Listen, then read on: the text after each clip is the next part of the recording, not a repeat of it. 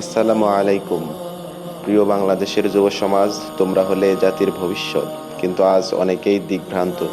কেউ মাদকাসক্ত, কেউ অবহেলায় দিন কাটায়, আবার কেউ ডুবে গেছে বেহায়াপনার কালো জালে। অথচ আল্লাহ তোমাদের সম্পর্কে বলেন, তোমরা আল্লাহ ও রাসূলের আহ্বানে সাড়া দাও, আমি তোমাদের নতুন জীবন দান করব। সূরা আনফাল 24 নম্বর আয়াত। হে যুবক, তুমি যদি আল্লাহর পথে ফিরে আসো, কোরআনের আলোকে জীবন গড়ো, তাহলে তুমিই হবে এই সমাজের নেতৃত্ব প্রদানকারী। রাসূলুল্লাহ সাল্লাল্লাহু আলাইহি ওয়াসাল্লাম বলেছেন, 7 ধরনের মানুষ কিয়ামতের দিন আরশের ছায়ায় ছায়া পাবে। তাদের মধ্যে সেই যুবক যে যৌবনকালে তার যৌবন আল্লাহর ইবাদতে কাটিয়েছে। সুতরাং আজই ফিরে এসো, তাওবা করো, সময় খুবই কম। তোমার একটি পরিবর্তন হতে পারে সমাজ ও জাতির নতুন সূর্যোদয়।